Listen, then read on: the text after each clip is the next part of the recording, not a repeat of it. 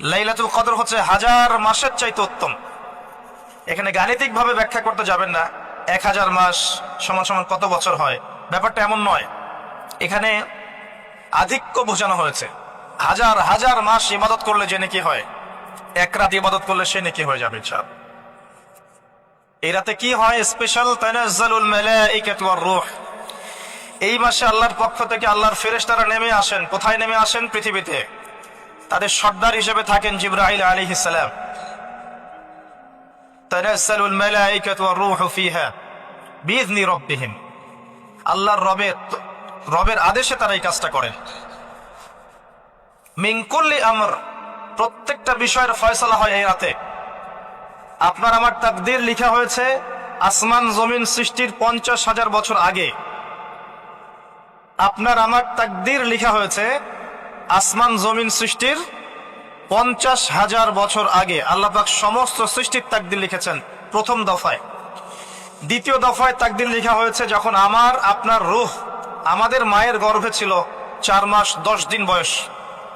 ওই সময় আল্লাহর পক্ষ থেকে ফেরেশতা আসেন, এসে লিখে দেন তার হায়াত, তার রিজিক, সে সৌভাগ্যবান না দুর্ভাগ্যবান। এরপর রূহটাকে ফুঁকে দেন, বাচ্চা নড়াচড়া শুরু করে। এর আগ পর্যন্ত পেটের মধ্যে বাচ্চা নড়াচড়া করে না। যখন রূহটা ফুঁকে দেওয়া হয় তারপর থেকে বাচ্চা নড়াচড়া শুরু করে। দ্বিতীয় দফায় তাকদীর লেখা হয়। এরপরে তৃতীয় দফা লেখা হয় এই লাইলাতুল কদরে, যে আগামী 1 বছর কি হবে, আপনি কি করবেন। অর্থাৎ 1 বছরের বাজেট প্রণয়ন করা হয় প্রত্যেক লাইলাতুল কদরে।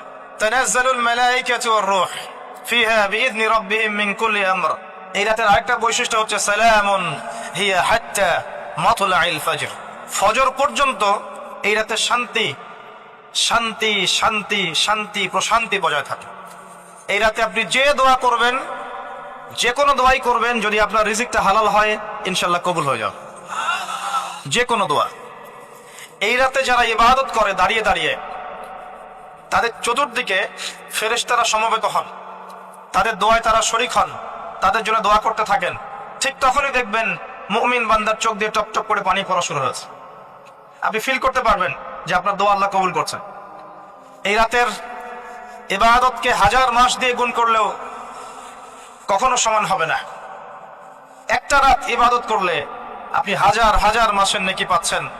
এই সুযোগটাকে ছেড়ে দেওয়া যায়? কবে এই রাত স্পেসিফিকলি বলা যাবে না, 27 তারিখেই স্পেসিফিকলি বলা যাবে না যে 21-এর রাতেই, 23-এর রাতেই বা 25-এর রাতেই। নির্দিষ্ট করে বলার কোনো সুযোগ নাই।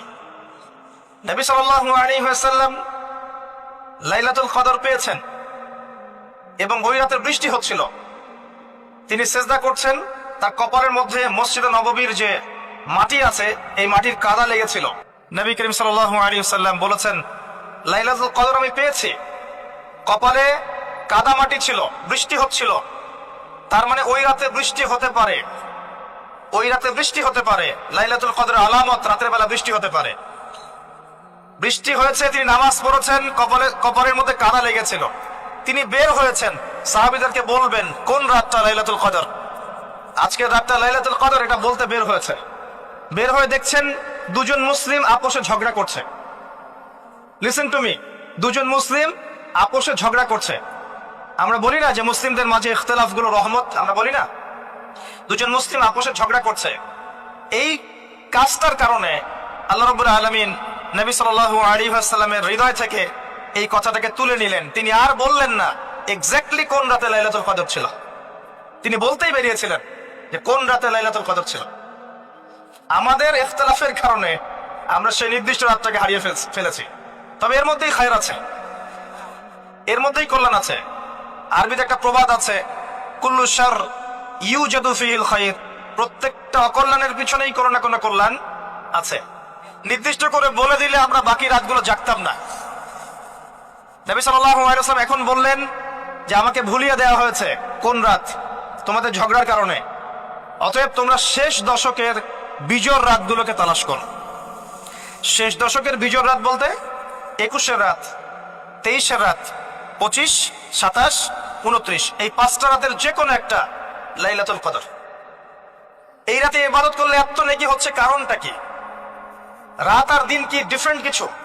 প্রত্যেক রাতেই কিন্তু আল্লাহ পাক প্রথম আসমানে নেমে আসেন।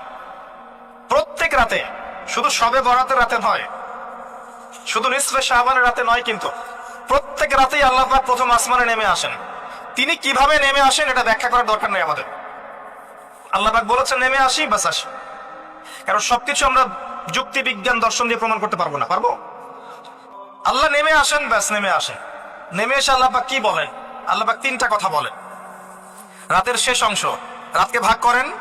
যদি 6টার সময় রাত শুরু হয়, রাত কিন্তু রাত 12টায় শুরু হয় না, সূর্য ডুবে গেলেই রাত শুরু হয়, এটাই ইসলাম। এখন 6টা থেকে আপনি এই 5টা পর্যন্ত সময়টাকে 3 ভাগে ভাগ করেন। শেষের অংশ ধরে নেন যে 1টা থেকে 5টা, কথার কথা আমি এস্টিমেট করলাম, এই সময়টুকুতে আল্লাহ রাব্বুল আলামিন কাছে নেমে আসেন প্রথম আসমানে, অর্থাৎ তার রহমত নিকটবর্তী হয় এবং তিনি আহ্বান করতে থাকেন 3টা জিনিস। 1, কে আছো?